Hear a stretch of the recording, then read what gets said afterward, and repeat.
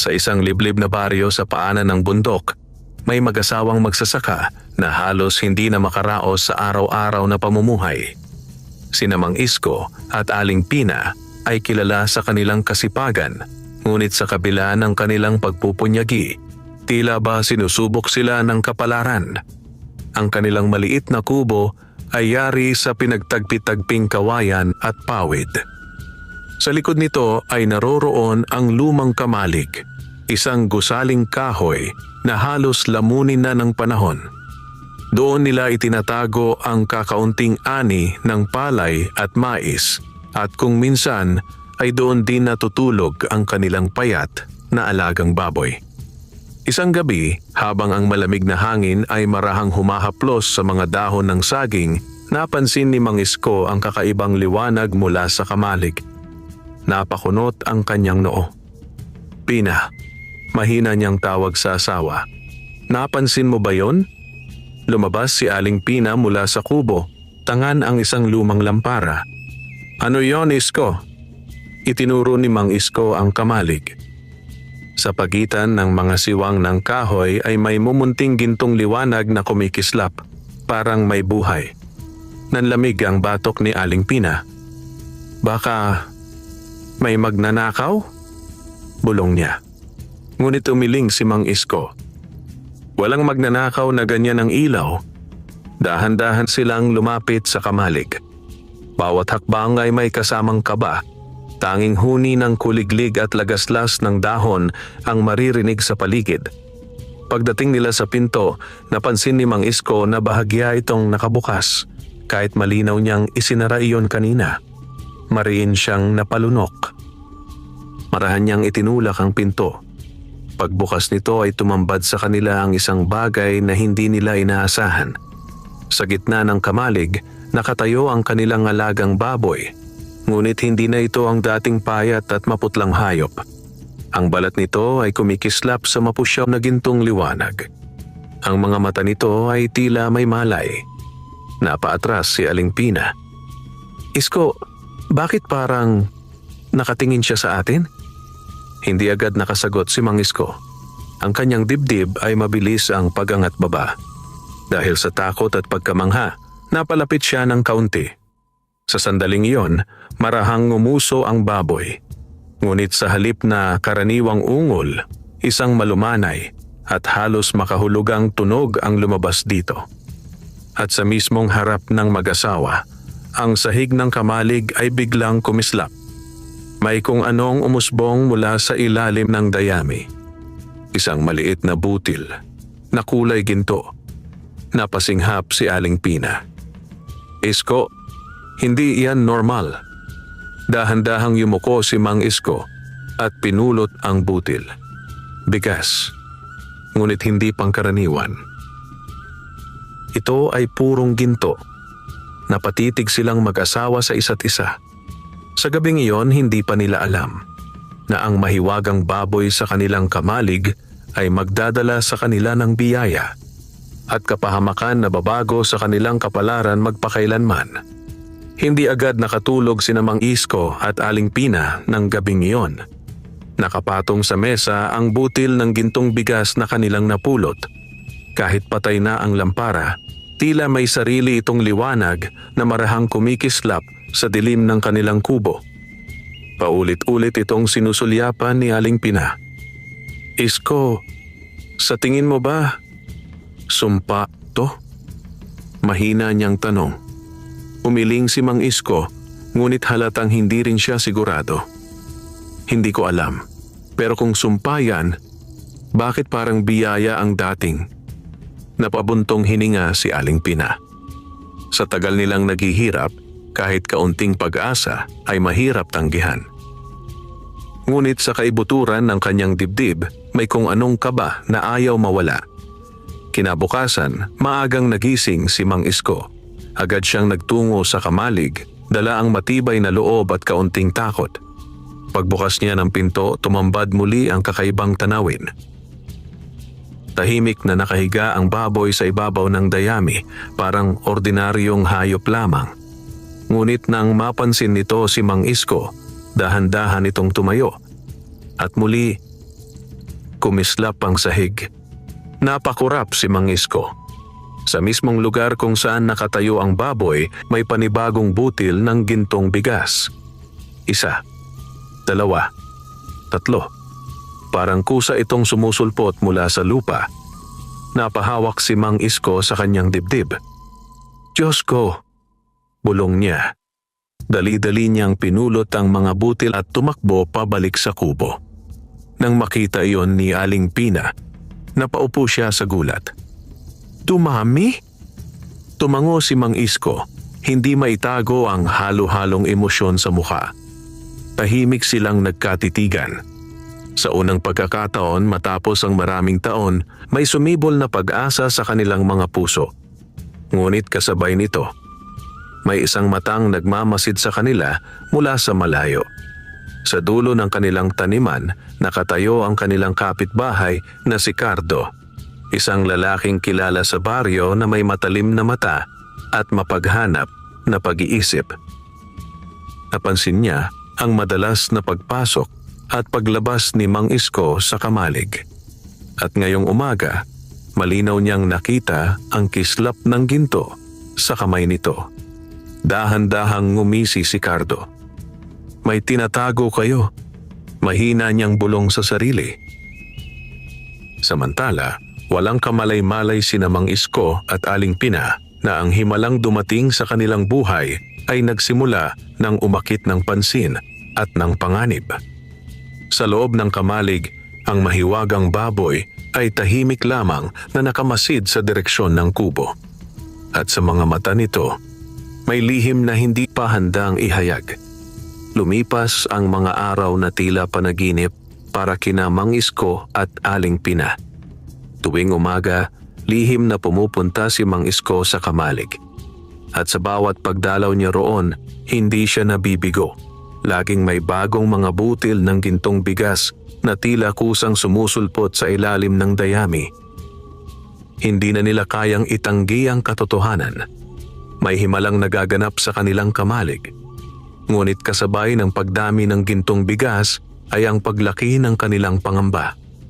Isko, minsang bulong ni Aling Pina habang maingat na inilalagay sa lumang baul ang mga butil. Hindi kaya may kapalit ito? Napahinto si Mang Isko. Iyon din ang tanong na matagal nang gumugulo sa kanyang isip. Simula nang mangyari ang kababalaghan, napansin niya kakaiba ang kilos ng kanilang baboy. Hindi na ito basta hayop lamang. Minsan, kapag pumapasok siya sa kamalig, pakiramdam niya ay sinusundan siya ng tingin nito, parang may inuunawa. At may mga gabing tila may marahang paggalaw sa loob ng kamalig kahit mahimbing na ang buong baryo. Umiling si Mang Isko upang itaboy ang kaba.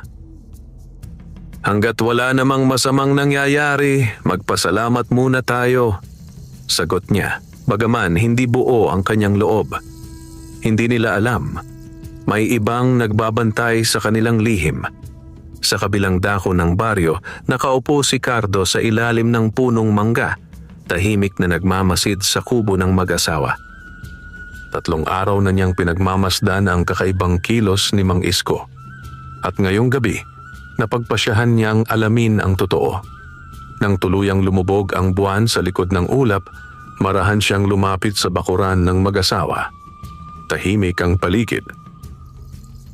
Tanging huni ng mga insekto ang maririnig. Dahan-dahan siyang gumapang patungo sa kamalig. Ngunit bago pa man niya mahawakan ang pinto, sa loob, biglang nagliwanag ang kamalig. Napaatras si Cardo. Mula sa siwang ng kahoy ay sumilip ang ginintuang kislap. Kasabay nito, isang kakaibang tunog ang umalingaw-ngaw sa loob. Hindi ito karaniwang ungol ng baboy. Ito ay malalim, mabigat, halos parang babala. Nanlaki ang mata ni Cardo, ngunit sa halip na matakot, lalo siyang naudyukan. Mas lalo akong nagiging interesado, bulong niya sabay ngisi. Sa loob ng kamalig, ang mahiwagang baboy ay nakatayo na ngayon, nakaharap mismo sa pinto. Ang mga mata nito ay kumikislap sa dilim. Parang alam nitong may nagtatangkang sumilip sa kanilang lihim. At sa gabing iyon, nagsimula ng gumalaw ang kapalaran. Hindi lamang para sa mag-asawang mahirap, kundi para sa sino mang magtatangkang angkinin ang hiwaga ng mahiwagang baboy. Kinabukasan, mas mabigat ang pakiramdam ni Mang Isko. Hindi niya maipaliwanag, ngunit mula ng gabing iyon ay tila may nagbago sa paligid ng kanilang kamalig. Ang hangin ay parang mas malamig at ang katahimikan ng umaga ay may dalang kakaibang bigat. Habang nag-aalmusal, napansin ni Aling Pina ang kanyang pag-aalala. "Isko, maghapon kang tahimik. May problema ba?" Nagatubili si Mang Isko bago sumagot. "Pakiramdam ko, may nakapaligid sa atin kagabi." Napatigil si Aling Pina sa pagsandok ng lugaw. "Anong ibig mong sabihin?" "Parang may nagmamasid." Nanlamig ang mukha ni Aling Pina. Mula pa noong unang gabi ng himala ay may kutob na siyang hindi ito basta biyaya lamang. Hindi na sila nag-usap pa. Pagkatapos kumain, sabay silang nagtungo sa kamalig.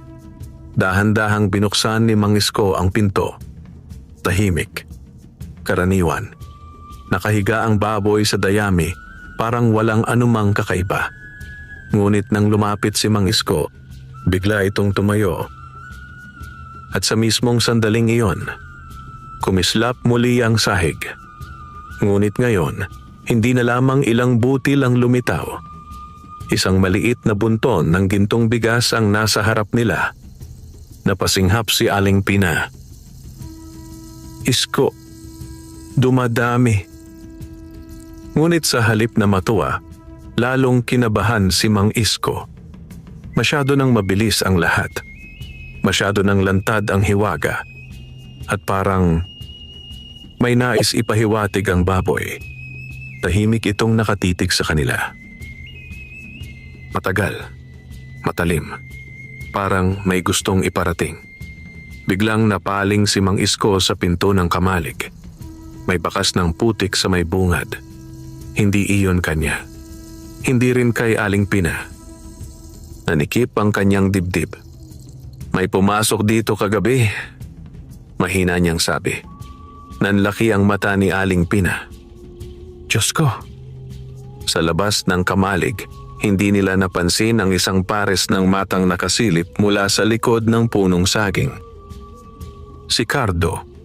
Tahimik siyang nakamasid at sa pagkakataong ito, malinaw na sa kanya ang katotohanan. May kayamanang nakatago sa kamalig ng mag-asawa at hindi niya balak na manatiling tagamasid lamang. Dahan-dahan siyang ngumiti. Sa loob ng kamalig, ang mahiwagang baboy ay biglang naglabas ng mababang ungol, mahaba at mabigat, na tila may dalang babala sa hangin. Ngunit huli na. Ang lihim ay nagsimula ng mabunyag at ang sakim na puso ay nagsisimula ng gumalaw. Hindi mapakali si Mang Isko buong maghapon. Paulit-ulit niyang binalikan sa isip ang bakas ng putik sa pintuan ng kamalig. Hindi iyon maaaring gawa ng hangin o hayop lamang. May taong lumapit sa kanilang lihim at malamang ay babalik pa. Habang abala si Aling Pina sa paghahanda ng kanilang payak na hapunan, tahimik na lumabas si Mang Isko at naglibot sa paligid ng bakuran. Masusi niyang sinuri ang lupa at doon niya nakita mga bakas ng paa, malalaki at malinaw na papunta at pabalik sa direksyon ng bahay ni Cardo. Nanikip ang kanyang panga. Hindi siya agad nagsalita, ngunit sa kanyang dibdib ay unti-unting sumisibol ang kaba at pag-aalala. Nang gabing iyon, mas maaga nilang isinara ang kamalig. Dinoble ni Mang Isko ang kandado at naglagay pa ng patpat sa likod ng pinto. "Hindi ako mapapanatag," mahina niyang sabi. Tumango si Aling Pina. "Ako rin." Ngunit sa kabila ng kanilang pag-iingat, may mga bagay na hindi kayang pigilan ng simpleng kandado. Pagsapit ng hating gabi, habang mahimbing ang tulog ng mag-asawa, isang anino ang muling gumapang sa kanilang bakuran. Si Cardo. Sa pagkakataong ito, masanda siya. May dala siyang maliit na pangungkat at isang lumang sako. Tahimik siyang lumapit sa kamalig, maingat ang bawat hakbang. Huminto siya sa harap ng pinto. ngumisi. Ngayon, malalaman ko na ang sikreto ninyo, bulong niya. Dahan-dahan niyang sinubukang galawin ang kandado. Ngunit sa mismong sandaling iyon, mula sa loob ng kamalig ay biglang sumiklab ang ginintuang liwanag. Napaatras si Cardo. Kasunod nito ay ang mababang ungol ng baboy, mas malalim kaysa dati. Hindi ito tunog ng karaniwang hayop. Ito ay parang babala. Sandaling nag-alinlangan si Cardo, ngunit nanaig ang kasakiman. Mariin niyang itinulak ang pinto. At sa unang siwang na nabuksan, nagtagpo ang kanilang mga mata ng mahiwagang baboy. Nanlaki ang mata ni Cardo. Ang baboy ay nakatayo sa gitna ng kamalig, napapalibutan ng marahang umiikot na gintong kislap. Ang mga mata nito ay hindi mata ng hayop. May talas, may babala, may galit. Biglang bumigat ang hangin sa loob ng kamalig. At sa unang pagkakataon, nakaramdam ng kakaibang takot si Cardo. Ngunit huli na para umatras. Dahil sa likod niya, marahang nagsara ang pinto ng kamalig. Mag-isa na siyang nakulong sa loob, kasama ang mahiwagang baboy. Sa loob ng kamalig, tila huminto ang pag-ikot ng mundo para kay Cardo. Hindi siya agad makagalaw. Ang mahiwagang baboy ay nakatayo lamang sa gitna ng silid, ngunit ang presensya nito ay parang bumabalot sa buong paligid. Ang ginintuang liwanag na nagmumula rito ay marahang umiikot, tila may sariling hininga. Pinagpawisan ng malamig si Cardo. Hindi na niya maramdaman ang dating tapang. Ngunit hindi pa rin siya tuluyang umatras. Baboy ka lang. Pilit niyang bulong kahit nanginginig ang boses. Dahan-dahan siyang humakbang papasok. Sa bawat hakbang niya, tila mas bumibigat ang hangin. Hanggang biglang kumalabog ang sahig. Napaatras si Cardo. Sa mismong paanan ng baboy, mabilis na nagsulputan ng mga butil ng gintong bigas. Hindi na paisa-isa, kundi parang umaapaw mula sa lupa. Nanlaki ang mata ni Cardo. Sa isang iglap, napalitan ng kasakiman ang kanyang takot. Kayamanan. Bulong niya sabay lapit. Inilabas niya ang sako at mabilis na sinimulang dakutin ang mga gintong butil. Ngunit nang mahawakan niya ang unang dakok, biglang nanigas ang kanyang kamay. Nanlilisik ang mga mata ng baboy. Isang malalim na ungol ang kumawala mula rito. Kasunod noon ay ang biglang paglamig ng buong kamalig. Napabuga si Cardo ng hangin. Hindi niya maigalaw ang kanyang kamay. Parang may hindi nakikitang puwersang humahawak sa kanya. Ano nga nung ginagawa mo sa akin? Paus niyang sigaw. Unti-unting kumislap ng mas maliwanag ang katawan ng baboy. At sa sahig, ang mga gintong butil na kanyang dinakot ay nagsimulang magbago. Hindi na ito kumikislap. Dahan-dahan itong naging kulay abo. Hanggang sa maging ordinaryong ipa. Nanlumo ang mukha ni Cardo. Hindi pwede. Sa sandaling iyon, isang malakas na hangin ang umikot sa loob ng kamalig. Napabagsak si Cardo sa sahig at ang pinto na kanina'y mahigpit na nakasara ay biglang bumukas. Sa labas, nagising si Mang Isko sa kaguluhan. Agad siyang bumangon at tinawag si Aling Pina. "Pina, may tao sa kamalig." Dali-dali silang tumakbo palabas. Pagdating nila sa loob, tumambad sa kanila ang isang eksenang hindi nila inaasahan. Nakahandusay sa sahig si Cardo, maputla, pawisan at nanginginig. Ang sako niya ay puno ng ipa. At sa gitna ng kamalig, tahimik lamang na nakatayo ang mahiwagang baboy. Tila walang nangyari. Nagkatitigan sina Mang Isko at Aling Pina. Sa unang pagkakataon, malinaw na sa kanila ang katotohanan. Ang biyayang dumating sa kanilang buhay ay marunong ding magparusa. Hindi agad nakaimik sina Mang Isko at Aling Pina sa kanilang nasaksihan. Nakahandusay pa rin si Cardo sa sahig ng kamalig, hinihingal at tila nawala ng lakas. Ang dating matapang na anyo nito ay napalitan ng takot at pagkalito. Dahan-dahang lumapit si Mang Isko. "Cardo, anong ginagawa mo rito?" Mabigat ang tinig niya. Napapikit si Cardo, nahihiyang tumingin. Saglit siyang nagatubili bago sumagot. Akala ko, may tinatago kayo." Paus niyang sabi. Hindi na kailangang magpaliwanag pa. Alam na alam ni Mang Isko ang ibig nitong sabihin. Tahimik na napabuntong hininga si Aling Pina. Sa kabila ng ginawa ni Cardo, may bahid pa rin ng awa sa kanyang dibdib. Ngunit ang higit na bumabagabag sa kanila ay ang mahiwagang baboy na tahimik lamang na nakamasid. Hindi ito gumagalaw. Hindi rin ito nag-iingay. Pero malinaw. Hindi ito ordinaryong hayop. Maya-maya, pilit na bumangon si Cardo. Nanginginig pa ang kanyang mga tuhod. "Isko, patawarin mo ako," mahina niyang sabi, hindi makatingin ng diretsyo. "Hindi ko na uulitin." Sandaling nagkatinginan ng mag-asawa. Sa wakas ay tumango si Mang Isko. "Umalis ka na," maikli niyang tugon. Hindi na nagaksaya ng oras si Cardo. Dali-dali niyang kinuha ang sako na ngayoy puno na lamang ng ipa at halos patakbong lumabas ng kamalig. Ngunit bago siya tuluyang makalayo sa bakuran, napalingon siya. Sa siwang ng kamalig, nasilayan niya ang baboy. At sa sandaling iyon, nanindig ang kanyang balahibo dahil sigurado siya. Ngumisi ang baboy. Agad siyang tumalikod at nagmadaling umalis sa dilim ng gabi. Samantala, sa loob ng kamalig, mabigat ang katahimikan.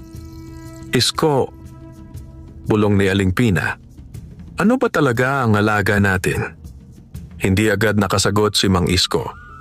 Unti-unti na ring sumisiksik sa kanyang isip ang katotohanang matagal na niyang iniiwasan. Ang biyayang dumating sa kanila ay hindi basta biyaya lamang. Ito ay isang hiwagang may bantay at maaaring may hinihinging kapalit. Tahimik na lumapit ang baboy sa kanila. Hindi ito agresibo. Hindi rin ito mailap. Huminto ito sa harap ni Mang Isko.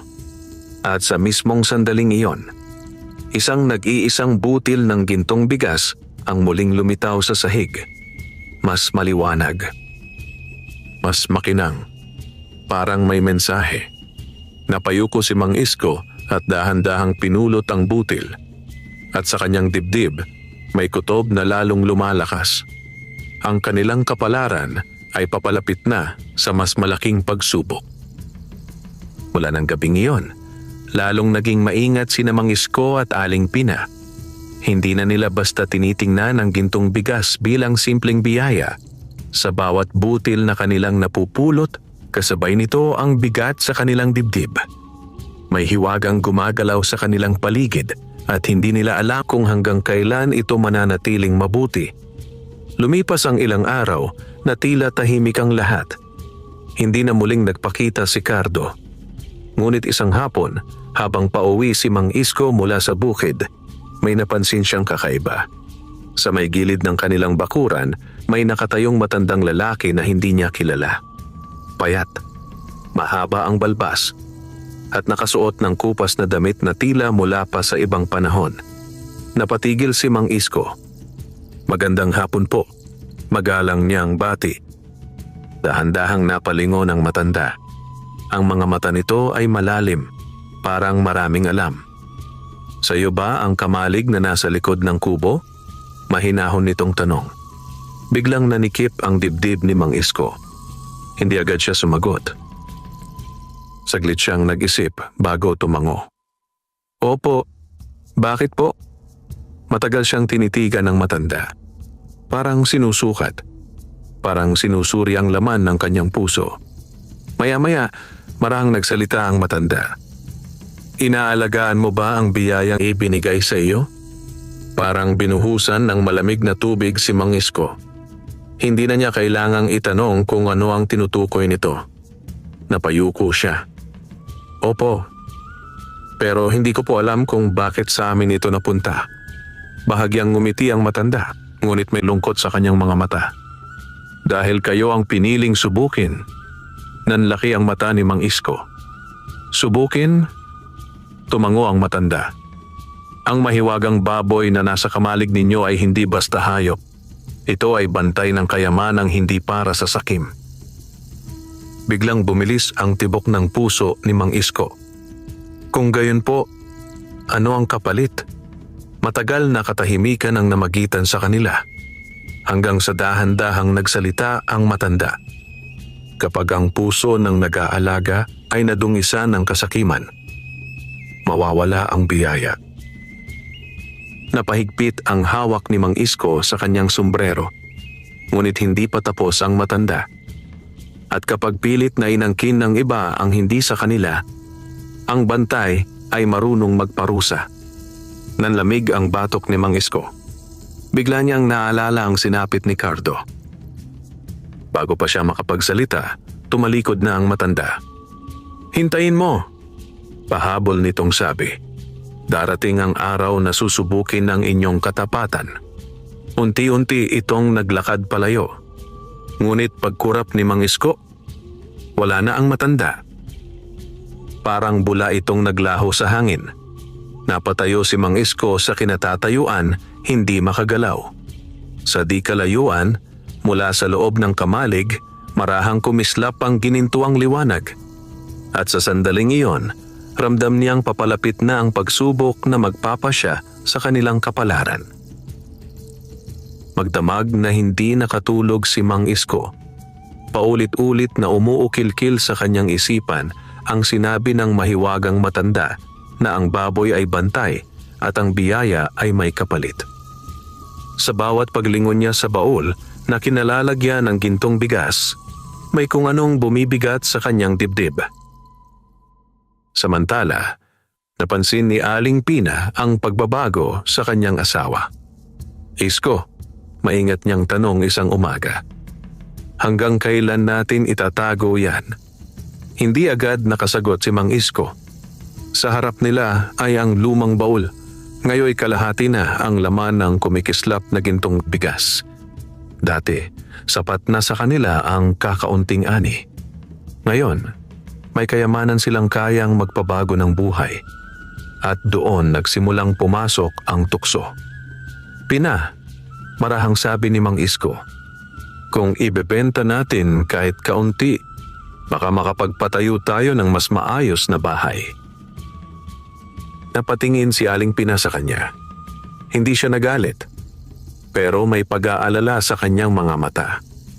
Hindi ba sinabi ng matanda, subok ito? Napayuko si Mang Isko. Alam niyang tama ang asawa. Ngunit sa unang pagkakataon, matapos ang mahabang panahon ng kahirapan, sumilip sa kanyang puso ang isang mapanganib na pagnanasa. Hindi kasakiman, kundi pagnanais na makaahon. Tahimik silang nag-usap ng matagal. Sa huli, nagpasya si Mang Isko na magdala ng iisang butil ng gintong bigas sa bayan upang alamin lamang ang halaga. Isa lang, pangako niya kay Aling Pina. Hindi siya kumbinsido, ngunit tumango na rin si Aling Pina. Kinabukasan, maagang bumiyahe si Mang Isko patungong palengke sa bayan. Mahigpit ang hawak niya sa maliit na telang kinalalagyan ng gintong butil. Habang papalapit siya sa alhasan, hindi niya napansing may isang taong tahimik na sumusunod sa kanya mula pa sa baryo. Si Cardo. Hindi pa rin nawawala ang bakas ng takot sa kanyang muka mula sa nangyari sa kamalig. Ngunit mas malakas ang apoy ng kanyang inggit. Hindi ako papayag na sila lang ang makinabang. Bulong niya sa sarili. Sa loob ng alhasan, maingat na inilapag ni Mang Isko ang gintong butil sa mesa. Sinuri iyon ng alahero. Nanlaki ang mata ng matanda. Hindi ito ordinaryong ginto, bulalas nito. Napakadalisay. Saan mo nakuha ito? Kinabahan si Mang Isko. Pamana lang po. Mabilis niyang sagot. Tahimik na nag-isip ang alahero bago nagbanggit ng halaga. Sa unang pagkakataon sa buhay ni Mang Isko, parang tumigil ang mundo. Napakalaki ng halaga, sapat upang baguhin ang kanilang buhay. Ngunit sa mismong sandaling iyon, biglang sumagi sa isip niya ang babala ng matanda. At kasabay nito, sa malayong direksyon ng kanilang baryo, ang mahiwagang baboy sa kamalig ay biglang naglabas ng mababang, mabigat na ungol. Parang naramdaman nito ang nangyayari. At sa likod ng tindahan, tahimik na nakamasid si Cardo. Ngumiti siya dahil alam niyang nagsisimula ng matukso ang puso ni Mang Isko. At kapag tuluyang nanaig ang pagnanasa, doon siya kikilos. Matagal na nakatitig si Mang Isko sa gintong butil na nasa mesa ng alhasan. Ang halagang binanggit ng alahero ay patuloy na umuukil-kil sa kanyang isip. Sa isang iglap, naisip niya ang lahat, ang tumutulong bubong ng kanilang kubo, ang lupang matagal na nilang gustong mabili, ang katahimikang matagal nilang inaasam. Kayang-kaya itong baguhin ng iisang butil.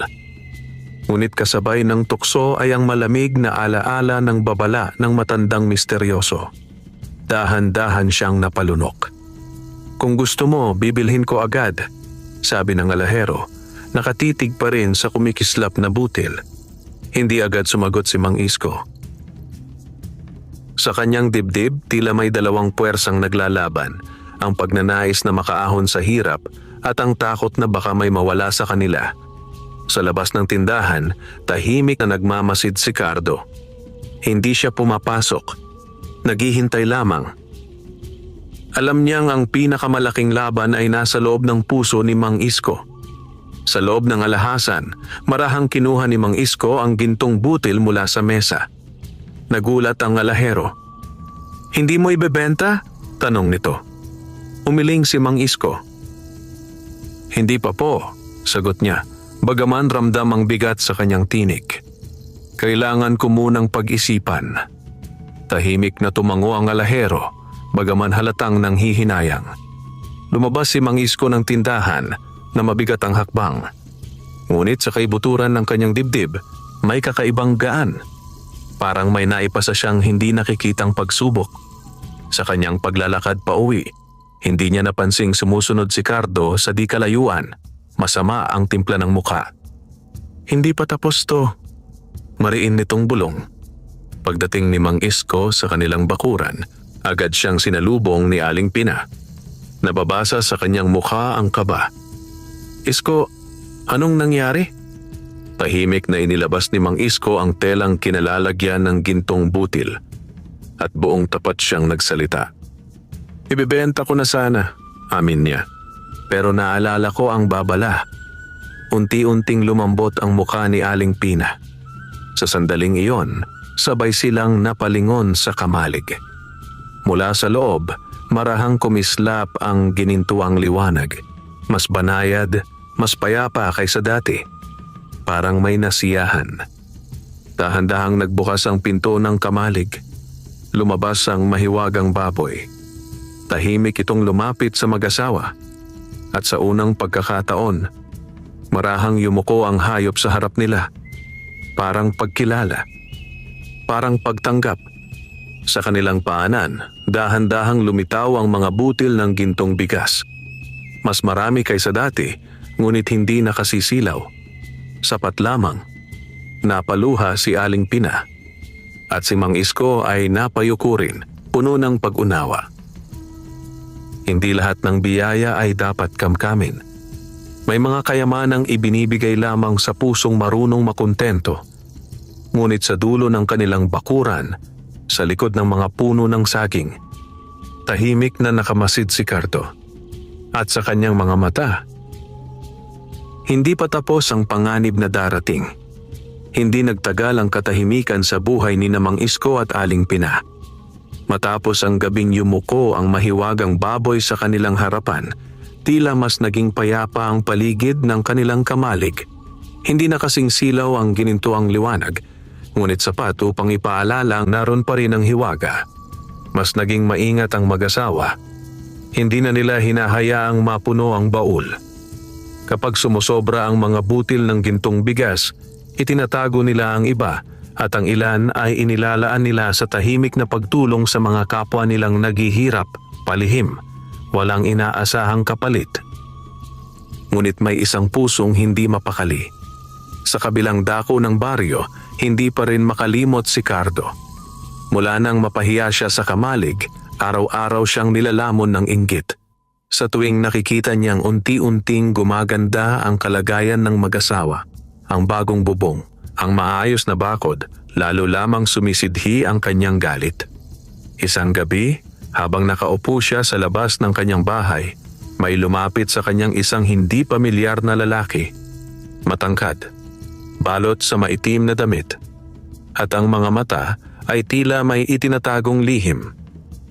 Hindi agad nagsalita ang lalaki. Umupo ito sa tapat ni Cardo na parang matagal na silang magkakilala.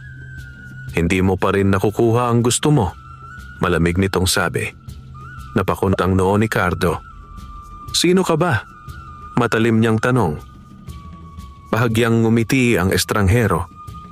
Isang taong marunong tumulong sa mga hindi nabibigyan ng pagkakataon. Natahimik si Cardo. May kung anong kakaiba sa presensya ng lalaki. Nakakailang, ngunit nakakaakit. Anong ibig mong sabihin? Tanong niya, mas mahinahon na. Sumandal ang estranghero. Alam ko ang tungkol sa baboy sa kamalig ni Mang Isko.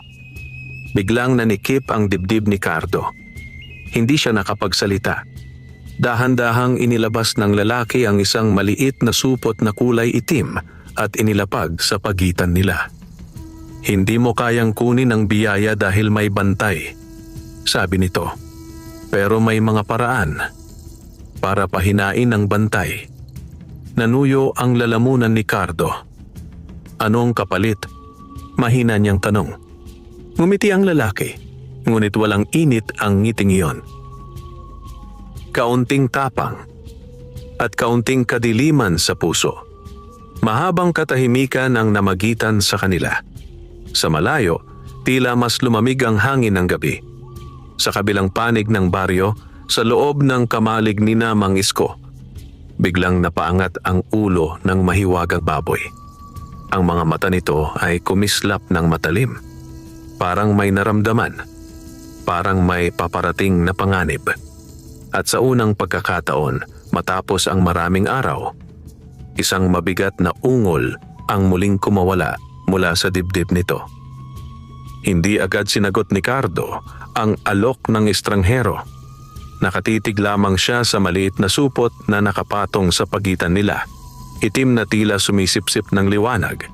Kahit hindi niya ito hinahawakan, may kung anong malamig na pakiramdam na gumagapang sa kanyang balat.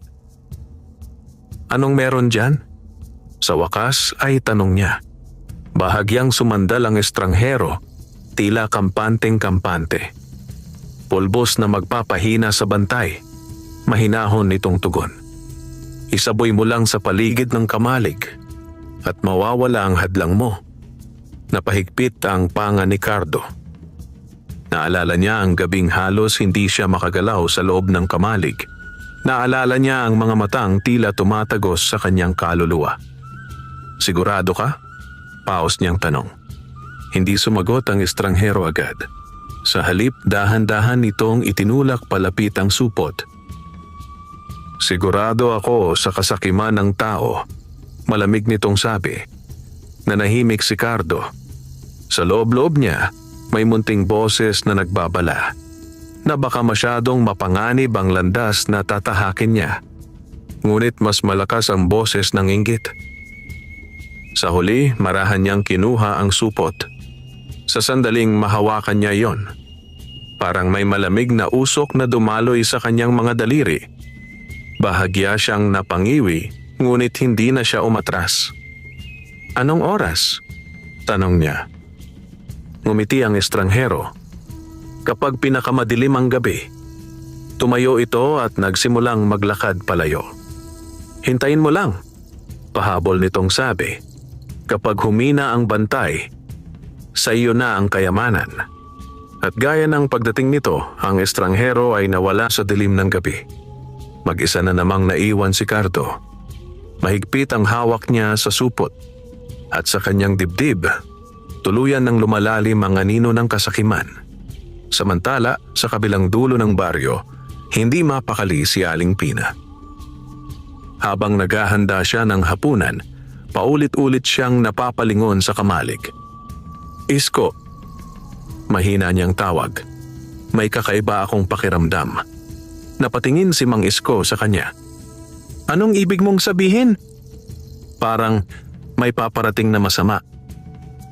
Hindi agad nakasagot si Mang Isko, ngunit sa totoo lang, iyon din ang pakiramdam niya maghapon.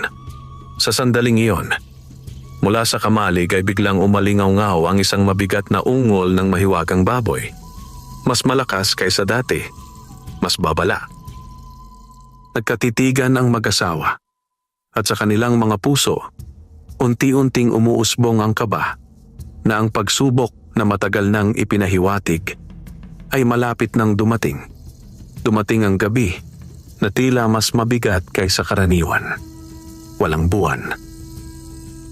Ang hangin ay malamig at halos walang galaw ang mga dahon sa paligid ng baryo. Sa loob ng kubo, hindi mapakali sina Mang Isko at Aling Pina. Hindi na nila kailangang mag-usap. Pareho nilang nararamdaman. May masamang papalapit. Sa kamalig, ang mahiwagang baboy ay hindi nakahiga. Ito ay nakatayo. Tahimik. Nakatingin sa pintuan. Parang naghihintay. Samantala, sa di kalayuan, gumagalaw ang isang anino sa dilim. Si Cardo. Mahigpit ang hawak niya sa itim na supot. Mabagal ang kanyang mga hakbang, ngunit determinado. Ang kaba sa kanyang dibdib ay pilit niyang tinatakpan ng galit at inggit. "Ngayon, matatapos na to," bulong niya. Nang marating niya ang bakuran ni Mang Isko, huminto siya sandali. Tahimik ang paligid. Walang nakapansin sa kanyang paglapit. Dahan-dahan siyang gumapang papunta sa kamalig. Sa loob, biglang kumislap ang mga mata ng mahiwagang baboy. Isang mababang ungol ang kumawala rito. Ngunit sa pagkakataong ito, hindi umatras si Cardo. Mariin niyang binuksan ang supot. Isang maitim na pulbos ang kumislap sa dilim, parang abo na may sariling buhay. Napalunok siya, at mabilis na isinaboy ang pulbos sa paligid ng kamalig. Sa unang sandaling dumikit ang pulbos sa lupa. Biglang nagbago ang hangin. Sa loob ng kamalig, napaatras ang mahiwagang baboy. Sa unang pagkakataon, parang nanghina ito. Nanlaki ang mata ni Cardo. "Gumana," bulong niya, halos hindi makapaniwala. Sa loob ng kubo, biglang napaangat si Mang Isko. "Pina!" Hindi na niya tinapos ang salita. Pareho silang napatingin sa kamalig. Ang ginintuang liwanag na dati banayad ay ngayon kumukurap. Humihina. Dali-dali silang tumakbo palabas. Ngunit huli na. Sa labas ng kamalig, nakatayo si Cardo. Hingal, pawisan. Ngunit may baliw ng ngiti sa labi. At sa likod niya, ang pinto ng kamalig ay unti-unti nang bumubukas. Sa loob, ang mahiwagang baboy ay nakaluhod sa dayami. Ang liwanag nito ay kumukupas. Nanlamig ang dugo ni Mang Isko. Sa gabing iyon, nagsimula na ang tunay na pagsubok. Parang gumuho ang mundo ni Mang Isko nang makita niya ang loob ng kamalig. Ang mahiwagang baboy, ang tahimik nilang bantay, ay nakaluhod sa dayami.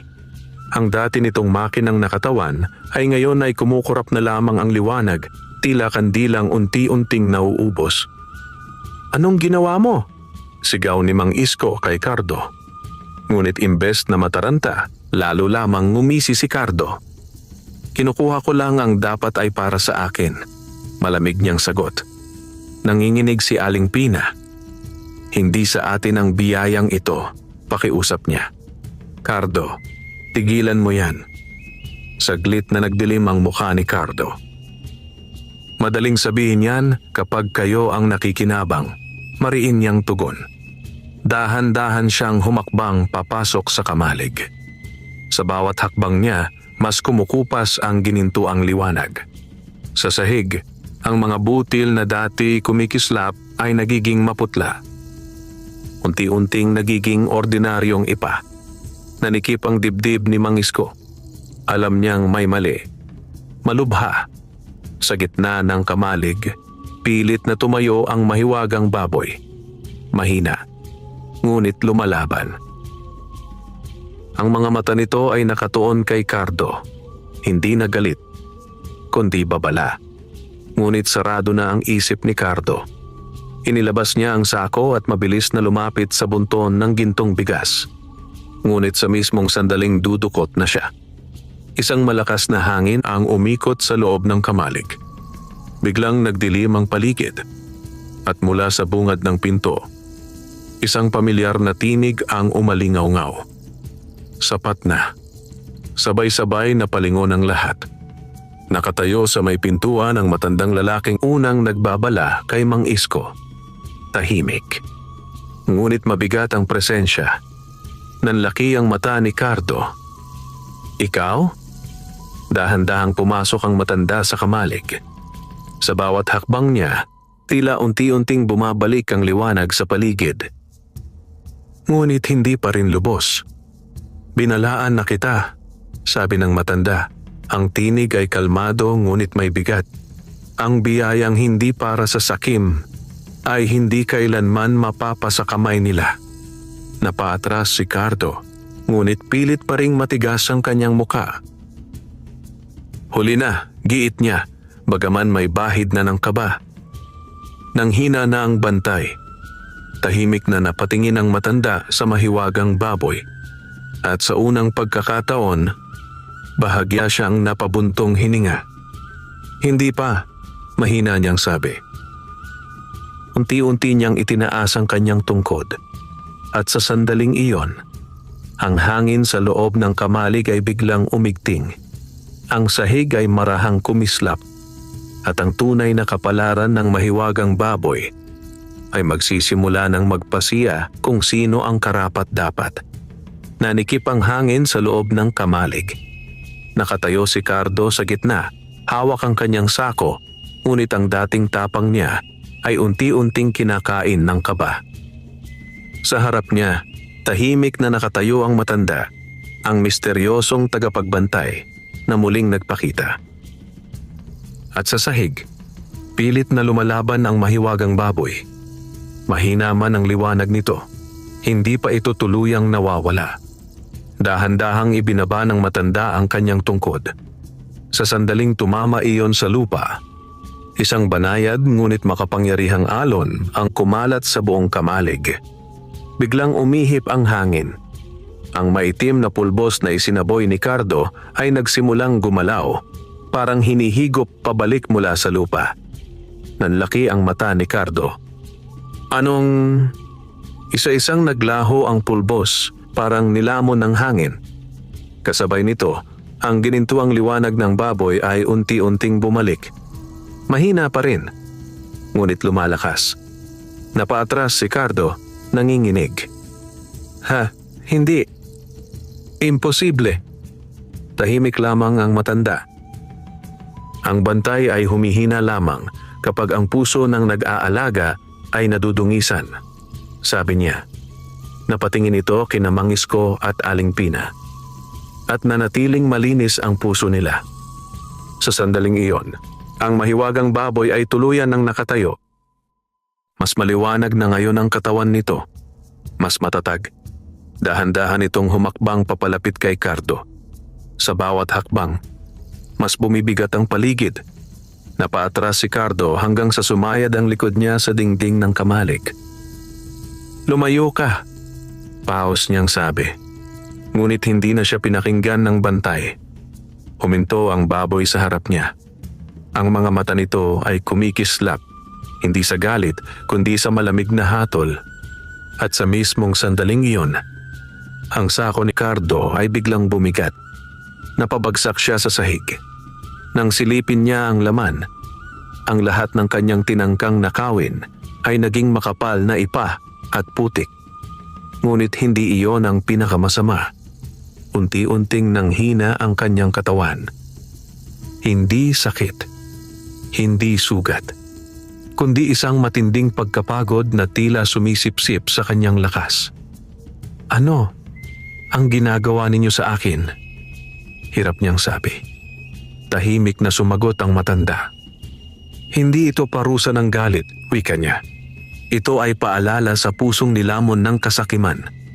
Mabigat ang katahimikan. Sa wakas, bumagsak ang mga balikat ni Cardo. Tuluyan siyang napaiyak. Sa unang pagkakataon, nabasag ang kanyang kayabangan. Patawad. Bulong niya, halos pabulong na. Matagal na walang nagsalita. Hanggang sa marahang umungol ang mahiwagang baboy. Ngayon ay banayad na. Unti-unting gumaan ang hangin. Napahinto ang matanda. At dahan-dahan siyang tumango. Parang may desisyong nabuo. Sa gabing iyon, ang kapalaran ni Cardo at ang tunay na layunin ng mahiwagang baboy ay magsisimula ng mahayag. Unti-unting humupa ang bigat ng hangin sa loob ng kamalig. Nakaluhod si Cardo sa sahig, hingal at luhaan. Ang dating matalim na tingin niya ay napalitan ng pagod at pagsisisi. Sa tabi niya, ang sako ay nakabulagta, puno ng putik at ipa na tila paalala ng kanyang kabiguan. Tahimik na nakatayo ang mahiwagang baboy sa kanyang harapan. Hindi na ito nagbabanta. Hindi na rin galit. Ang liwanag nito ay banayad na lamang, parang bantay na nagmamasid. Dahan-dahang nagsalita ang matanda. Ang biyaya ay hindi ibinibigay upang pag-awayan. Mahinahon niyang wika. Ito ay ipinagkakatiwala sa mga pusong marunong mag-ingat. Napayuko si Cardo. "Patawad!" Muli niyang bulong, mas malinaw na ngayon ang pagsisisi sa kanyang tinig. "Nadala lang ako. Sa inggit." Nagkatinginan si Mang Isko at Aling Pina. Sa kabila ng lahat, may awa pa ring umusbong sa kanilang mga puso. Tahimik na lumapit si Mang Isko. "Cardo," sabi niya, "hindi nagalit ang boses. Hindi mo kailangang magnakaw para makaahon." Dahan-dahang napaangat ang ulo ni Cardo. Hindi siya makapaniwala sa narinig. Nagpatuloy si Mang Isko. "Kung talagang gusto mong magbago, tutulungan ka namin." Napaluha si Aling Pina sa tabi. Sa sandaling iyon, ang mahiwagang baboy ay marahang umungol. Mahina ngunit malinaw. Parang pagsang-ayon. Napansin niyon ng matanda. At sa unang pagkakataon, bahagya siyang ngumiti. "Ngayon ninyo nauunawaan," sabi niya. Napatingin sa kanya si Mang Isko. "Ano po ba talaga ang baboy?" tanong niya. Matagal na katahimikan ang sumunod. Pagkatapos ay dahan-dahang nagsalita ang matanda. "Ito ay bantay ng biyayang sinusukat ang puso ng tao," paliwanag niya. "Hindi ito ibinigay para yumaman lamang, kundi para makita kung sino ang mananatiling mabuti kahit may pagkakataong magbago ang kapalaran." Nanahimik ang lahat. Unti-unting lumalim ang pag-unawa ni Mang Isko. Hindi lang pala ito himala. Ito ay pagsubok. Dahan-dahang lumapit ang mahiwagang baboy sa mag-asawa. At sa kanilang paanan, muling lumitaw ang ilang butil ng gintong bigas. Hindi marami, hindi kakaunti. Sapat lamang. Napangiti si Aling Pina sa gitna ng kanyang luha. Samantala, si Cardo ay tahimik na nakamasid. Ngayon ay wala nang inggit sa kanyang mga mata, kundi pagnanais na magbago. Sa labas ng kamalig, unti-unting luminaw ang langit. At sa unang pagkakataon matapos ang mahabang gabi, ang kapayapaan ay muling bumalik sa kanilang bakuran.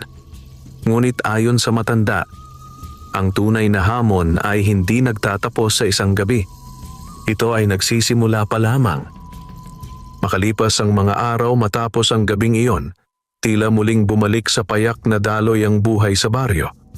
Ngunit hindi na katulad ng dati. May nagbago, hindi lamang sa kamalig ni Mang Isko, kundi sa puso ng mga taong nasangkot sa hiwaga. Si Cardo ay bihira nang makita sa lansangan na may matalim na tingin. Sa halip, abala na siya sa sariling maliit na taniman. Tahimik, mapagkumbaba, at sa tuwing nagkakasalubong sila ni Mang Isko, marunong na siyang yumuko. Tinupad ni Mang Isko ang kanyang sinabi. Minsan sa isang linggo, tinutulungan niya si Cardo sa bukid. Hindi bilang gantimpala, kundi bilang pagkakataon. Samantala, ang mahiwagang baboy ay nanatiling tahimik na bantay sa kamalig. Hindi na ito madalas magpakita ng matinding liwanag. Ngunit tuwing madaling araw, may sapat na butil ng gintong bigas na lumilitaw. Hindi sobra, hindi kulang. Sapat lamang sa pangangailangan. Isang umaga, habang nagwawalis si Aling Pina sa bakuran, napansin niyang muli ang matandang misteryoso. Nakatayo ito sa may punong mangga. Tahimik. Parang naghihintay. Agad niyang tinawag si Mang Isko. Lumabas ito at magalang na lumapit. May kulang pa po ba kaming dapat gawin? Tanong niya. Matagal silang tinitigan ng matanda.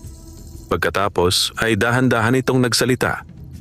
Napagtagumpayan ninyo ang unang pagsubok, wika niya. Ngunit ang tunay na bigat ng biyaya ay kapag dumating ang pangangailangan ng iba. Napakunot ang noo ni Mang Isko. Ano po ang ibig ninyong sabihin? Hindi agad sumagot ang matanda. Sa halip tumingin ito sa malayong bahagi ng baryo. Doon, sa gilid ng pilapil, may usok na manipis na umaangat mula sa isang kubo. At darating iyon, sa lalong madaling panahon, mahina nitong sabi. Bago pa makapagtanong ang mag-asawa, unti-unting naglaho ang matanda sa kanilang paningin. Naiwan sina Mang Isko at Aling Pina na puno ng tanong. Kinagabihan, habang tahimik ang baryo, may kumatok sa kanilang pintuan. Marahan. Paulit-ulit. Nagkatinginan ng mag-asawa. Nang buksan ni Mang Isko ang pinto, tumambad sa kanila ang isang babaeng may kargang batang payat at namumutla. Namumugto ang mga mata nito sa pag-iyak. Maawa po kayo. Nanginginig nitong sabi. Kailangan po namin ng tulong. Nanikip ang dibdib ni Aling Pina. At sa loob ng kamalig, ang mahiwagang baboy ay marahang napaangat ang ulo. Parang alam na naman nito na ang susunod na pagsubok ay nagsimula na. Mahigpit na yakap ng babae ang kanyang anak habang nakatayo sa pintuan ni Mang Isko at Aling Pina. Payat ang bata, namumutla, at ang paghinga ay mababaw na tila nauubos ang lakas. Maawa po kayo. Pakiusap ng babae, nanginginig ang boses. 3 araw na pong walang may pakain sa anak ko. May sakit pa po siya. Parang sinaksak ang puso ni Aling Pina. Agad siyang lumapit at hinawakan ang balikat ng babae. Pumasok ka muna, malumanay niyang sabi. Nagkatubili ang babae, ngunit sa huli ay pumasok din sa kubo. Samantala, tahimik na nakamasid si Mang Isko. Unti-unti niyang naalala ang sinabi ng matanda. Ang tunay na bigat ng biyaya ay kapag dumating ang pangangailangan ng iba. Napabuntong hininga siya. Sa loob ng kubo, pinainom ni Aling Pina ng maligamgam na sabaw ang bata. Nanginginig pa ang kamay ng babae habang pinagmamasdan ng anak. Pasensya na po, wala na kaming malapitan. Umiiyak nitong sabi. Tahimik na lumapit si Mang Isko sa lumang baul. Huminto siya sandali. Nakatitig sa takip nito. Sa loob ay naroon ang ilang butil ng gintong bigas. Ipon nilang mag-asawa para sa kinabukasan. Ramdam niya ang bigat ng desisyon. Kung magbibigay sila, mababawasan ang kanilang seguridad. Kung hindi, may batang maaaring mapahamak. Dahan-dahan niyang ipinikit ang mga mata. At saka binuksan ang baul. Kumuha siya ng ilang butil ng gintong bigas. Hindi lahat, ngunit hindi rin kakaunti. Lumapit siya sa babae at marahang inilagay ang mga ito sa palad nito. Nanlaki ang mata ng babae. Hindi ko po ito kayang bayaran. Umiling si Mang Isko. Hindi ito utang, sabi niya. Tulong lang. Napahagulhol ang babae. Paulit-ulit siyang nagpasalamat habang yakap ang anak. Sa sandaling iyon, mula sa kamalig ay marahang kumislap ang ginintuang liwanag. Napalingon si Aling Pina. Mas maliwanag ito kaysa mga nakaraang araw. Mas mainit sa pakiramdam. Parang may nasiyahan. Makalipas ang ilang sandali, umalis ang babae na may dalang pag-asa. Tahimik na naupo si Mang Isko sa may pintuan. Napahinga siya ng malalim. "Pina," mahina niyang sabi, "tama kaya ang ginawa natin?" Ngumiti si Aling Pina sa kabila ng pagod. Kung may batang maliligtas, hindi kailanman mali ang pagtulong. Sa loob ng kamalig, ang mahiwagang baboy ay tahimik na nakatayo. At sa sahig, mas maraming butil ng gintong bigas ang marahang lumitaw. Hindi sobra. Ngunit higit sa dati, ang bantay ay tila nasiyahan sa kanilang pinili. Sumunod na mga araw ay naging usap-usapan sa baryo ang biglang paggaling ng batang dinala ng babae. Hindi alam ng karamihan ang tunay na nangyari. Ang alam lamang nila, may kabutihang nagmumula sa kubo ni Mang Isko at Aling Pina.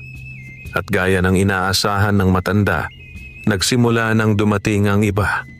May matandang walang may pambili ng gamot. May magsasakang nasalanta ang ani. May inang kapapanganak lamang at kapos sa pagkain. Isa-isa silang kumatok. At sa bawat pagkatok, isang panibagong pagsubok ang dumarating. Sa una, nag-aalangan pa si Mang Isko. Ngunit sa tuwing nakikita niya ang pangangailangan sa harap nila, unti-unting lumalambot ang kanyang puso. Hindi nila ibinigay ang lahat, ngunit hindi rin sila nagkait sa tunay na nangangailangan. At sa bawat tulong na ibinibigay nila, mas lalo pang nagiging payapa ang paligid ng kamalig. Mas banayad ang liwanag, mas mainit ang pakiramdam. Isang gabi, habang binibilang ni Aling Pina ang natitirang gintong bigas, napansin niyang may kakaiba. "Isko," mahina niyang tawag. Lumapit si Mang Isko. "Ano yon?" Dahan-dahang itinuro ni Aling Pina ang baul. Hindi ito nababawasan. Sa kabila ng mga naibigay nila, parang laging sapat ang laman. Nanlaki ang mata ni Mang Isko. Sa sandaling iyon, mula sa kamalig ay marahang umalingaw-ngaw ang isang banayad na ungol ng mahiwagang baboy. Hindi babala, kundi tila kasiyahan. Napangiti si Aling Pina at napailing si Mang Isko sa paghanga. "Ngayon ko lang naintindihan," bulong niya. Tahimik na lumipas ang gabi. Ngunit sa dulo ng baryo, may isang pares ng matang muling nagmasid sa kubo ng mag-asawa. Isang bagong mukha. Hindi si Cardo. At hindi rin ang matandang tagapagbantay. Sa dilim, bahagyang gumalaw ang anino. At sa hangin, tila may paparating na panibagong unos, mas mabigat kaysa mga nauna. Sa loob ng kamalig, biglang napaangat ang ulo ng mahiwagang baboy. Ang mga mata nito ay muling tumalim. Parang may bagong panganib na naramdaman. Hindi mapakali ang gabi. Tahimik ang baryo, ngunit sa paligid ng kubo ni Mang Isko at Aling Pina ay may kakaibang bigat na nakabitin sa hangin. Sa loob ng kamalig, ang mahiwagang baboy ay hindi mapakali. Paikot-ikot ito sa ibabaw ng dayami. Ang mga mata ay matalim na nakatuon sa dilim sa labas. Parang may hinihintay. At hindi nagtagal, dumating ito. Sa gilid ng bakuran, may isang lalaking unti-unting lumitaw mula sa dilim. Hindi siya nagtatago tulad ni Cardo noon. Diretso ang kanyang lakad, kampante, at ang presensya ay mabigat. Balot siya sa maitim na kasuotan, at sa kanyang kamay, may hawak na pamilyar na supot na itim. Sa loob ng kubo, biglang napaangat si Mang Isko mula sa pagkakahiga. "Naramdaman mo ba?" Mahina niyang sabi. Tumango si Aling Pina, kabado. Sa sandaling iyon, isang malakas na ungol ang umalingaw-ngaw mula sa kamalig. Hindi na ito babala lamang. Ito ay hamon. Dali-daling lumabas ang mag-asawa. Pagdating nila sa bakuran, tumambad sa kanila ang estrangherong lalaki, ang parehong nilapitan ni Cardo noon. Ngunit ngayon, hindi na ito nagkukubli. "Magandang gabi." Malamig nitong bati. Nanikip ang dibdib ni Mang Isko. "Ikaw ang nagudyok kay Cardo," mariin niyang sabi. Bahagyang ngumiti ang lalaki. "Sinubok ko lang ang kanyang puso," tugon nito. "At ngayon, susubukin ko naman ang sa inyo." Sa likod nila, bumukas ang pinto ng kamalig. Lumabas ang mahiwagang baboy. Mas maliwanag kaysa dati. Mas matatag. Ngunit nang itaas ng estranghero ang itim na supot, biglang umigting ang hangin. Kumislap ang pulbos sa loob ng supot, mas madilim kaysa nauna. Napaatras si Aling Pina. "Isko." Hindi umatras si Mang Isko. Sa halip, humakbang siya pasulong at humarang sa pagitan ng estranghero at ng kamalig. "Hindi mo makukuha ang hindi para sa iyo," matatag niyang sabi. Sandaling natahimik ang estranghero. Pagkatapos ay marahan itong ngumiti, ngunit may bahid ng paghanga. "Kung gayon, patunayan mo." Isinaboy nito ang maitim na pulbos sa hangin. Ngunit sa mismong sandaling iyon, marahang lumapit si Aling Pina sa tabi ni Mang Isko at sabay nilang hinarap ang panganib. Sa loob ng kamalig, ang mahiwagang baboy ay naglabas ng isang malakas, maliwanag na ungol. Ang ginintuang liwanag ay sumabog palabas, mainit, dalisay at buo. Tinangay nito ang maitim na pulbos. Nilamon ang dilim. Napatigil ang estranghero. Sa unang pagkakataon, nabasag ang kanyang ngiti. Dahan-dahan siyang napaatras. "At iyan ang sagot," mahina niyang sabi. Unti-unti siyang umurong sa dilim hanggang sa tuluyang maglaho. Bumalik ang katahimikan sa bakuran. Humupa ang liwanag, at ang mahiwagang baboy ay marahang lumapit kina Mang Isko at Aling Pina. Sa kanilang paanan, muling lumitaw ang mga butil ng gintong bigas. Sapat lamang. Hindi sobra.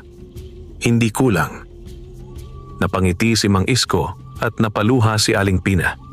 Sa wakas, naunawaan nila. Ang tunay na kayamanan ay hindi nasusukat sa dami ng ginto, kundi sa tibay ng pusong marunong magbigay. At sa ilalim ng tahimik na langit ng baryo, ang mahiwagang baboy ay nanatiling bantay. Hindi ng kayamanan lamang, kundi ng kabutihang hindi kailanman kumukupas. Wakas